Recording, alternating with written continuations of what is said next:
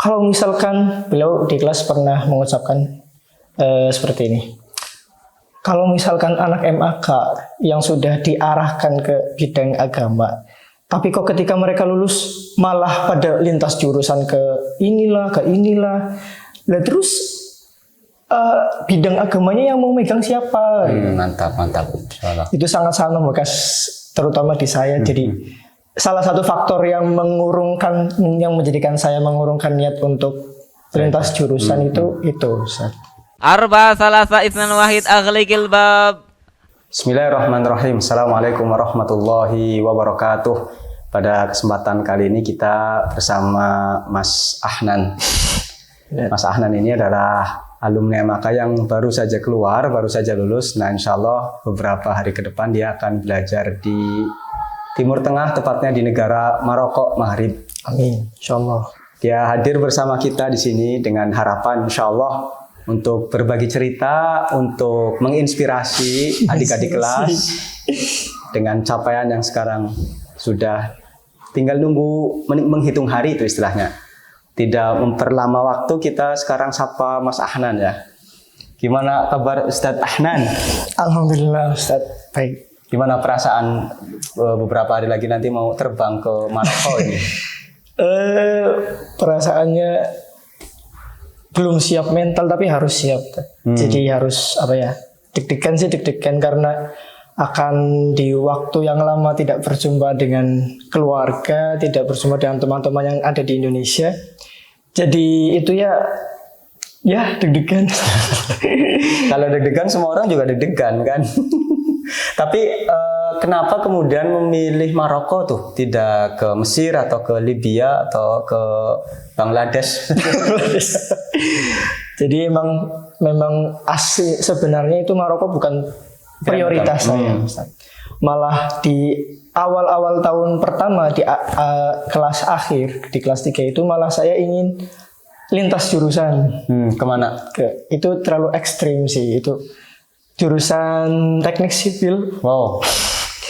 Tapi setelah beberapa perbincangan dan orang tua dengan asatid juga berkali-kali diingatkan, terutama saya masih ingat dengan perkataan Ustadz Labib di kelas. Kalau misalkan beliau di kelas pernah mengucapkan seperti ini. Kalau misalkan anak MAK yang sudah diarahkan ke bidang agama, tapi kok ketika mereka lulus malah pada lintas jurusan ke inilah, lah terus bidang agamanya yang mau megang siapa? Mantap. Insyaallah. Itu sangat-sangat membekas, terutama di saya. Jadi salah satu faktor yang menjadikan saya mengurungkan niat untuk lintas jurusan itu Ustaz. Lantas kemudian tidak ke Mesir misalkan atau yang lainnya? Ya Mesir kita sudah tahu, maksudnya saya sendiri sudah mengenal banyak alumni yang di sana ataupun banyak produk-produk Mesir yang sudah kembali ke Indonesia, salah satunya Ustaz Sutanto. Dan Ustaz juga kan sering bercerita tentang keadaan Mesir bagaimana. Itu untuk saya sendiri yang pribadi sangat suka dengan sistem. Itu Mesir sangat dicoret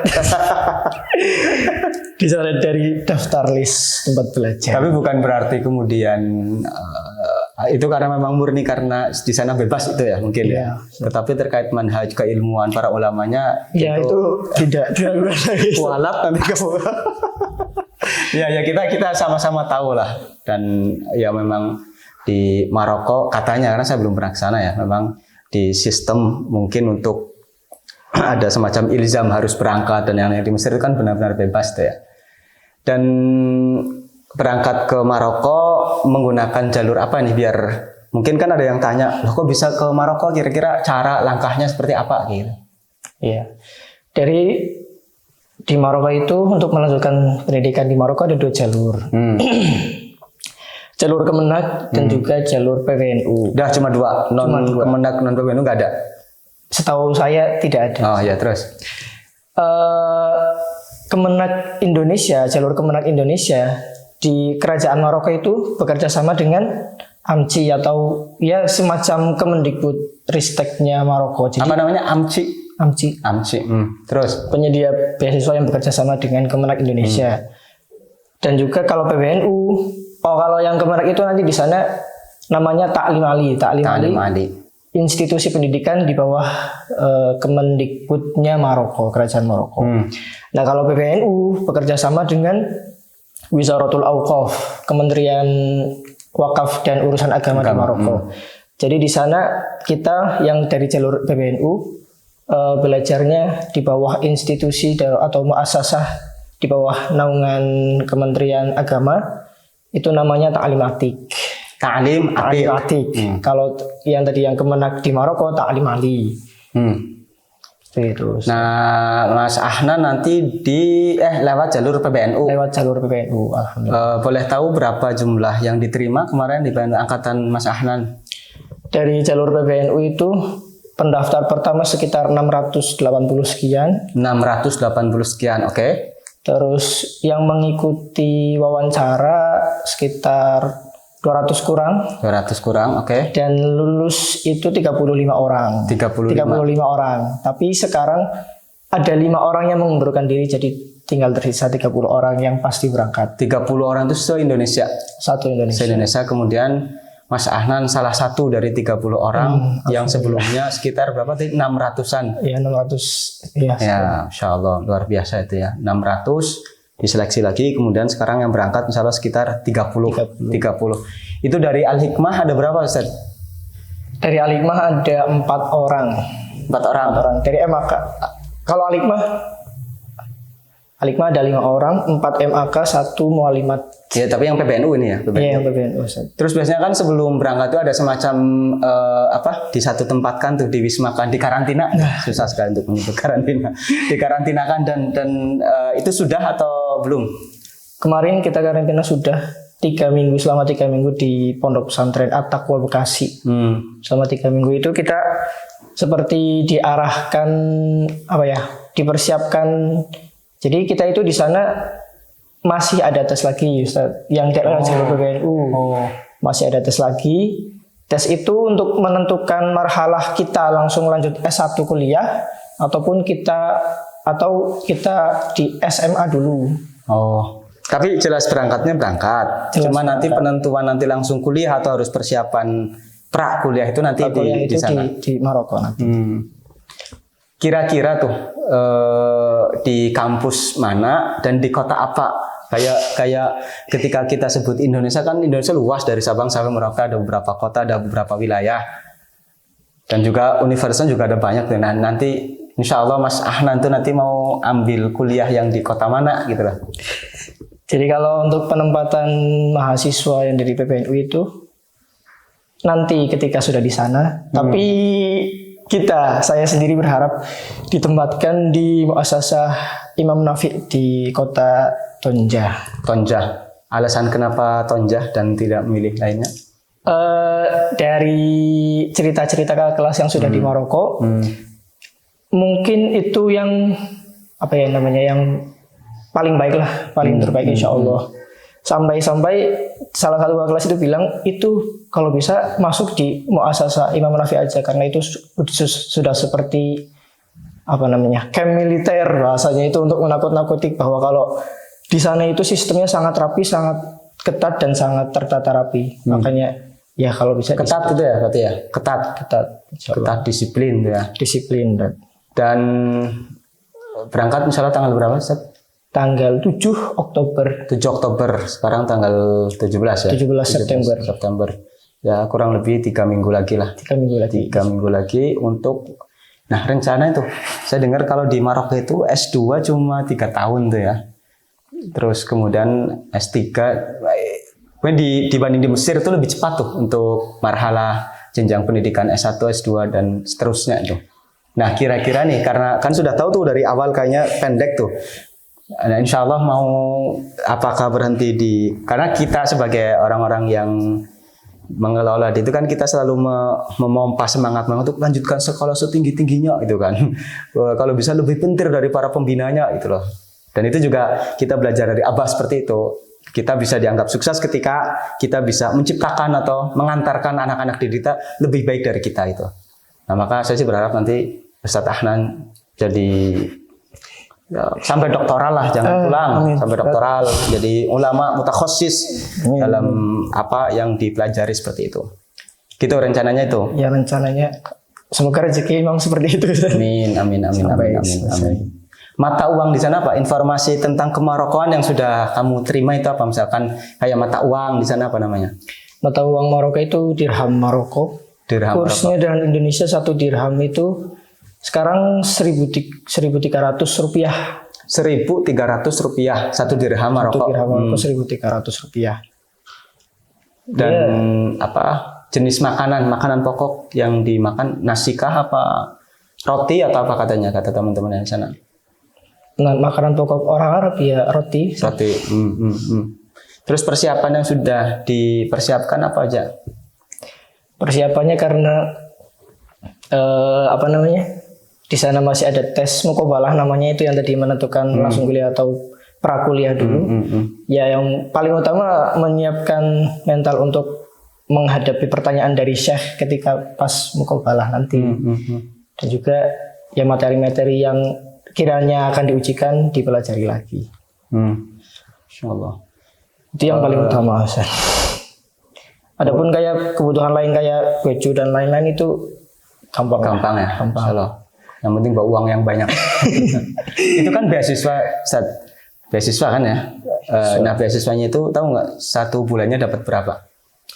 Beasiswa itu keluar ketika kita sudah di sana, asrama.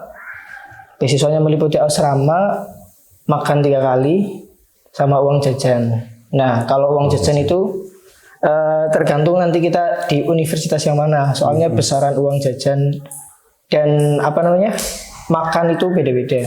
Jadi ada yang cuma dikasih uang terus makannya terserah, ada yang dikasih makan dari universitasnya, ada yang cuma dikasih bahan makanan tapi masak sendiri. Nah, nanti di asramakan di sana bareng teman-teman yang lain dari Indonesia apa dipisah bersama campuran warga? Asramanya campur.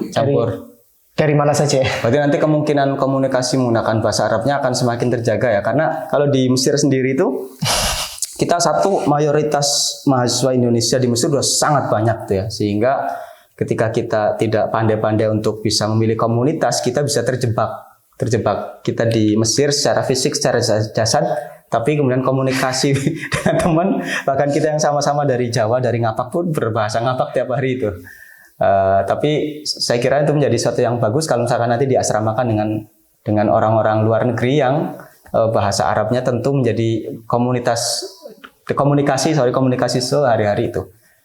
Kalau misalkan nanti ini usahakan, kalau saran saya tuh ya cari komunitas untuk bisa membantu bahasa Arab itu terjaga tuh, terutama bahasa fushah. Ya. Mata uang tadi apa? Dirham Maroko. Terus ibu kotanya apa? Ibu kotanya Rabat. Maroko itu masuknya Afrika Utara ya? Afrika Utara. Iya, Afrika Utara. Itu dulu dijajah sama Prancis sehingga bahasanya katanya Prancis juga di sana harus. Iya, bahasa kedua itu Prancis. Prancis ya, bukan Inggris. Ketika kemarin karantina pun kita dibekali bahasa Prancis juga sama bahasa Darija, bahasa tradisional Maroko. Ada mufradat vocabulary yang dari Prancis yang didapatkan apa misalnya? Kayak Ongshong Te Ustaz Sutanto, itu artinya Apa kabar? nice to meet you Ustaz Sutanto. Senang berjumpa denganmu Ustaz Sutanto. Ongshong Te Ustaz Sutanto. Kok kayak bahasa Cina Ongshong Te? Karena bahasa Prancis itu mengandalkan ini ya, Syafatain. Hidung. Apa? Idgham. Nah itu kok. Ongshong Te. Terus selain itu ada lagi? Moa itu saya. Jumapel itu nama saya. Yang lainnya belum terpatri di memori. Iya, tapi nanti insya Allah dengan lama di sana pasti dia terpengaruh dengan ya sedikitnya bahasa tuh. Tapi jangan lupa tetap Indonesia NKRI harus tetap dibawa, jangan sampai lupa dengan bangsa kita itu ya. Nah itu kurang lebih nanti terkait Kemarokoan dan yang lainnya ya. Terus selanjutnya nih, kan Mas Ahnan ini satu angkatan ada berapa anak? Ada berapa? Ada 17. Nah, dari 17 itu yang ke Maroko tadi berapa? 4. Angkatan 3. Tiga. Mas Anan sendirian yang putra. Yang putra Putrinya ada 3. 2. 2. Yang Satu angkatan tahun kemarin. Kakak kelas tapi baru berangkat sekarang. Baru berangkat sekarang. Terus yang ke Mesir ada berapa? Mesir 7 orang. Yang ke Mesir 7 orang. 2 putra, 5 putri. Oh, banyak yang putri ya. 2 putra, 5 putri. Terus yang ke Yaman ada? Ke Yaman ada 4 orang. 1 putra, 3 putri. Putra ada 1. Ada 1. Yang 3 putri. Yang 3 putri. Terus selain ke Yaman? Ke Suriah. Suriah. Ke Suriah. Suriah. Oh, ada berapa Suriah? Ke Suriah 2 orang putra. Ada 2. Terus ada lagi ke negara yang lain? Ke Sudan 1. Sudan ada 1. Yang Sudan udah berangkat kemarin. Oh, yang Sudan udah berangkat malah ya. Berarti total semua dari angkatan Mas Ahnan itu ada berapa yang belajar di luar negeri? Ada 17 orang. 17 orang. Terbagi ke Sudan, ke Mesir, ke Maroko, Yaman. ke Yaman, ke Suriah. Iya. 5 negara ya tahun ini, insya Allah. Alhamdulillah. Dan kesan-pesan dan teman-teman yang lain juga tersebar di beberapa kampus di Indonesia ya. Iya. Alhamdulillah. Pesan dan kesan. Kesan dulu kesan. Kesannya nanti buat terakhiran ya. Kesan belajar di MAK. Kesan belajar MAK itu apa ya? Sangat-sangat ini tidak dibuat-buat ya. Ya. Bukan karena sedang diambil. Ya, bukan karena itu, tapi emang apa yang saya rasakan itu wah, MAK itu benar-benar tempat yang apa ya? Ketika MAK kita dibentuk karakternya, ketika MAK kita menyusun sendiri apa namanya? Idealisme kita. Nah, ketika kita keluar dari MAK itu tempatnya kita untuk menguji kepribadian kita, kita menguji karakter kita yang sudah kita bangun di MAK. Jadi MAK untuk karakter building itu sangat-sangat mantap lah. Recommended gitu ya? Ya, recommended. Recommended. Ya. Alhamdulillah. Jadi tidak ada satu penyesalan sedikit pun saya sekolah di MAK. Meskipun 4 tahun. Meskipun 4 tahun. Ya, karena setahun harus persiapan kan. Persiapan. Nah, sehingga nanti rela ridho ya, mau kan, maksudnya ketika nanti harus balik lagi ke MAK menjadi bagian dari untuk membantu adik-adik kelas kamu untuk biar bisa melanjutkan risalah yang sedang kita bawain. Ya, kalau ada kesempatan, insya Allah Ustaz. Ya, jadi Mas Dinas Ahnan ini dia dari Cilongok, benar ya? Benar. Dari Cilongok, jadi perjalanan sekitar 1 jam ke sini, dan insya Allah kalau misalkan bisa bergabung lagi nantinya dengan kita setelah berubah, dia sekarang sudah menjadi di Mas kelak nanti menjadi di Mas Ahnan yang lain tuh, dan kembali ke MAK dan insya Allah memberi banyak manfaat, insya Allah. Amin. Nah, itu kesan mungkin ya.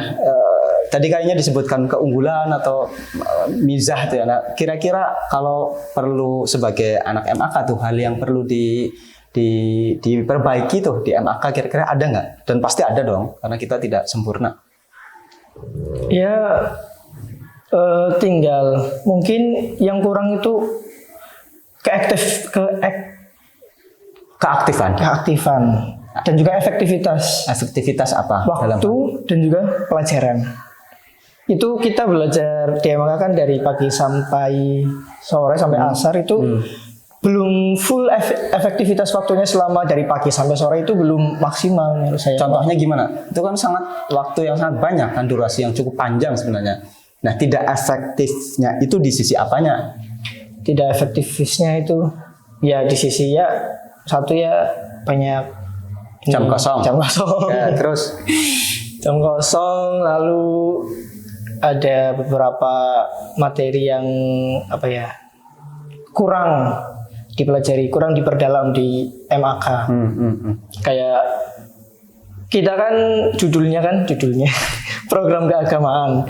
Justru malah program keagamaan unsur agamanya itu, pelajaran-pelajaran agamanya itu masih kalah dengan seperti matematika, bahasa Indonesia, walaupun itu penting, tapi seharusnya itu jangan mengalahkan yang unsur vital kita, belajar agama. Seperti itu. Tapi bukannya di MAK, iya kita belajar matematika, belajar umum itu memang dipelajari. Tapi kalau lihat durasi jam yang ada itu memang kan yang lebih banyak pelajaran agama. Ya, Ya, lah maksudnya kamu menyampaikan itu di sisi apanya? Apakah mungkin matematika terlalu banyak jamnya seperti itu? ya betul. Matematika terlalu banyak jamnya. Matematika kalau saya ingat saya itu sampai 5 jam Seminggu. 1 minggu, dan fikih cuma 2 jam pas kelas 3, Iya? kelas 2 jam. Oh. Itu seharusnya kebalik. Oh iya. Ya itu mungkin nanti barangkali pihak pengelola bisa melihat ini, bisa nanti ini dari Mas Ahnan bukan dari saya. Oke, selanjutnya nih pesan untuk teman-teman yang satu angkatan, terus nanti pesan kedua untuk adik kelas, dan pesan ketiga untuk secara umum lah.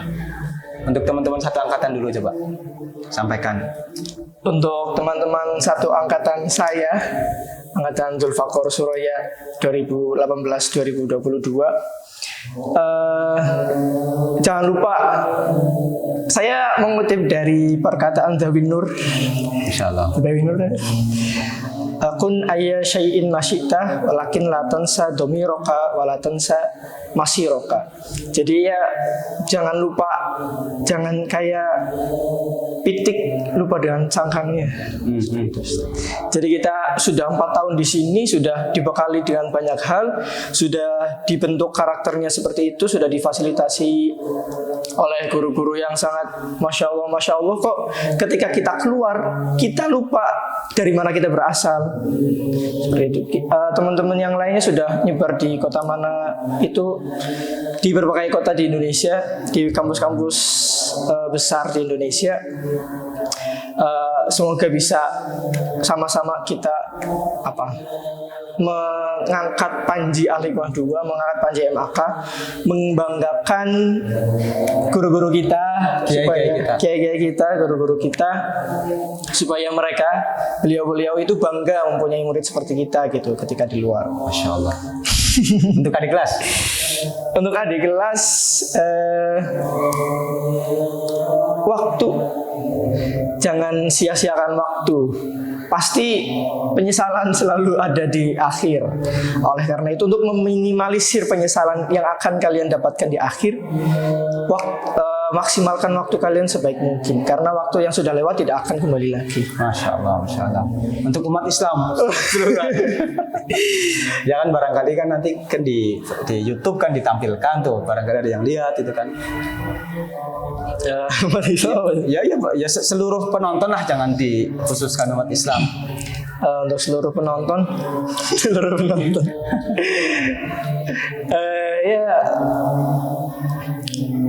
Tidak ada cita-cita yang kecil. Masya Allah. Cita-citalah sebesar mungkin, tetapi diimbangi juga dengan tekad yang lebih besar. Allah. Mantap.